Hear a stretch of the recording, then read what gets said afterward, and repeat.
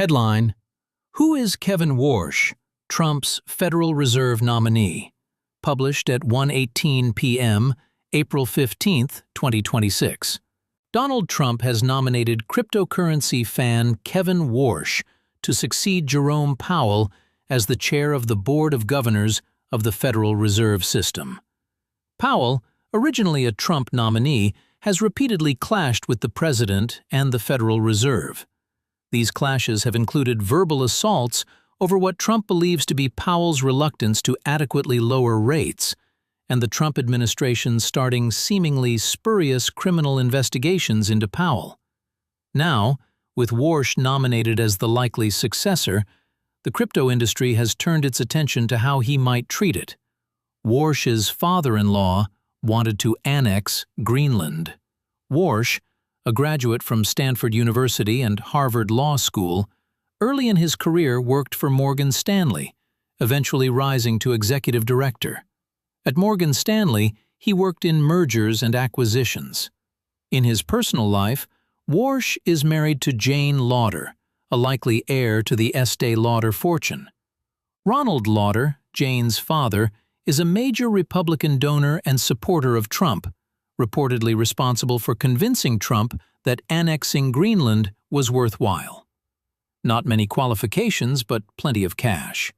Warsh became involved in the federal government during George W. Bush's first term.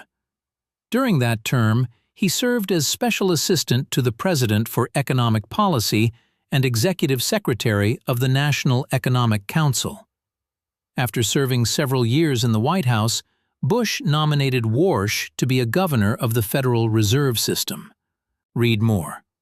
Jerome Powell defies Trump, keeps crypto restrictions at Fed.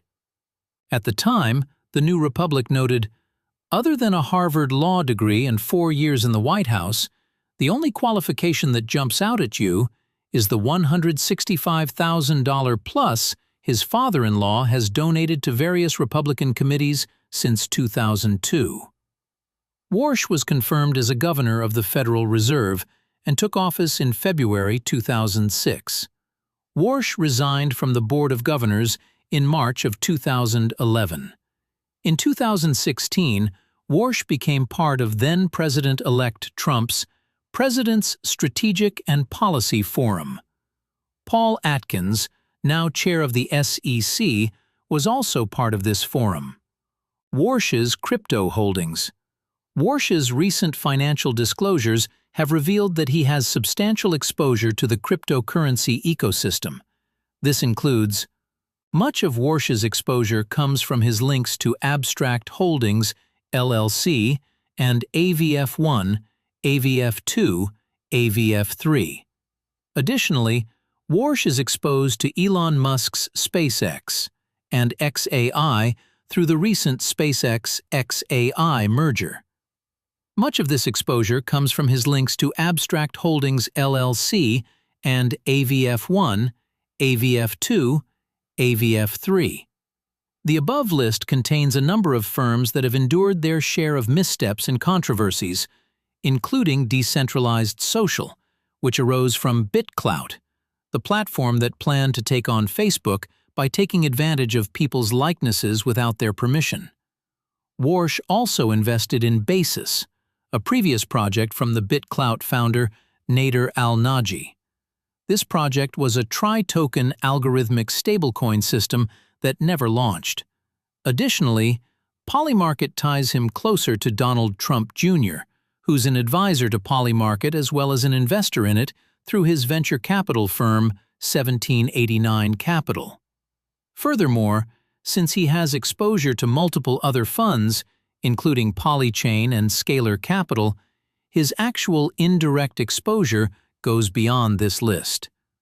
Many cryptocurrency executives seem optimistic about Warsh's perspective being good for cryptocurrency. Strategy Chairman Michael Saylor declared that Kevin Warsh will be the first pro-Bitcoin chairman of the Federal Reserve. Pete Rizzo, formerly of CoinDesk and Bitcoin Magazine, declared, "A pro-Bitcoin Federal Reserve, it's coming." Currently, Warsh's confirmation hearing is expected next week in the Senate Banking Committee. All you need is for the snowball to start rolling down the hill, and it has begun.